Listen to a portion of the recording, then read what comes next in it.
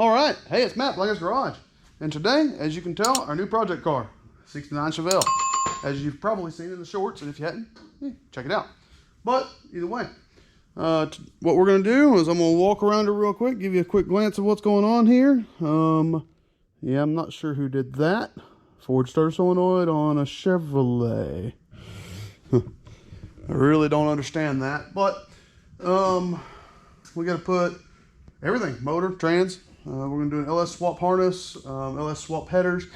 We got a tank sink, fuel tank in the back. We're just going to start putting it together as we receive parts for it. So it's not going to run in the first video. Matter of fact, this first video is probably just going to be us doing a walk around, showing you what's going on. It's going to be real short. We're going to change the wheels on it. He's got a new set of wheels for it.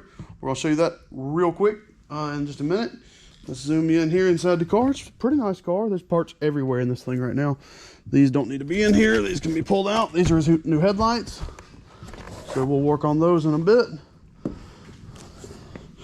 So here's your inside. Oh, it's dark in there. Sorry about that, peoples. Come on. There we go.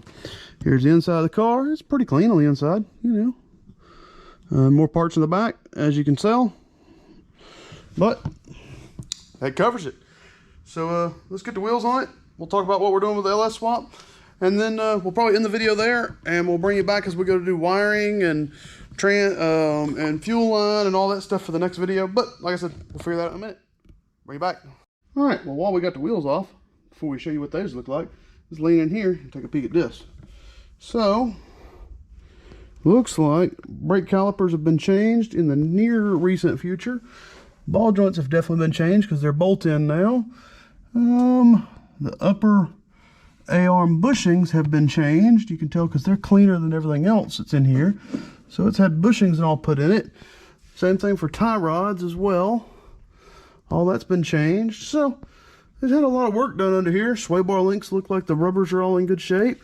So they've been changed because, I mean, there's no way none of this is factory. Even them sway bar bushings right there look good. So it's always nice to see a car that's actually been taken a little bit care of. Now let's get these wheels on here and we'll show you what they look like. All right, there's our wheels. So, all right, here they are. I don't know. They're a little big for my liking. I think these are 22s or something like that. 24s, I don't remember. But they're a tad big for my liking. I'm a more old school guy, as everybody knows. I don't even really care for my 20s on my wagon, so I like rallies. And then some of y'all may have noticed them. Old school, you can't hardly see them. Let's walk to the other side of the truck. See? I don't know. I'm pretty old school. But as far as motor and trans go, so here's the plan for it. We've got a tank sink fuel system for this thing. It's a EFI fuel tank kit. And it is, ooh, that hood's nasty. And it is already been assembled. You saw that in the previous video because that came out before all this. So here's our fuel tank. Everything's already in the trunk right here, ready to go. Fuel tank. I'm not really sure what this is. What is this? Oh, that's part of the fuel tank. That's the filler neck and all, headers. The radiator's back there in the corner. There's the radiator right there. So we got all the parts ready now to assemble this joker and put it back together. Now what we're going to do, and I'm probably just going to do it off camera, but we're going to go through and strip all the wiring out that don't belong, Ford starter solenoid, that kind of stuff. You can see some random wires that don't belong in the car. They're going to get stripped out. Anything that doesn't belong to it, I'm pulling. And then we're going to get it ready and run a fuel line, which I may bring you in for that video, I may not, but I'll definitely bring you in for installing the tank and that struggle. So I'll probably bring you in for putting the fuel line in. We're going to run a fuel line up the frame rail, bring it up to somewhere right here beside the brake booster. And I've got a little fitting that'll mount it right here somewhere. I don't know exactly where we're going to mount it, but somewhere in that vicinity. I've got these right here. All right, so here it is, a little mounted fuel line fitting. So you run the fuel line at the bottom of it, and this has got this little spring collar here that you can screw down and tighten up so you can mount it to a bracket.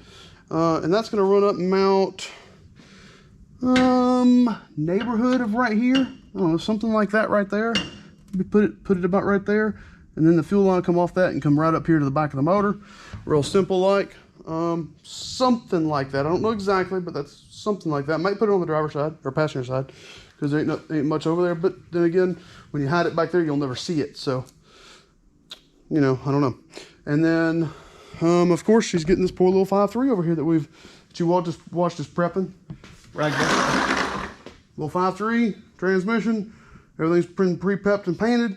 We're waiting on a couple of extra parts to get here, waiting on the intake to get here, and he decided to go with a pair of aftermarket valve covers, so we're going to change those to some aftermarkets. And once those get here, this thing will be ready to go in the car. So I'm just going to keep prepping, get everything done that we can, and I'm probably going to strip all the wiring and all off camera, but that's what I'm going to do next. I'm going to strip all the wiring, and then I'll bring y'all back for the fuel tank install, because I'm sure that'll be fun, and there'll be a lot of swearing and cursing. Every time I put one of these things in, it never seems to be easy for some reason. I don't know. But bring you back. Hope y'all have a good one. And if y'all like the content, like, share, comment, subscribe, all the good stuff. Any questions, ask me. Concerns, hey, I'm here, ask me. And I reply to every comment. Y'all have a good one. Later.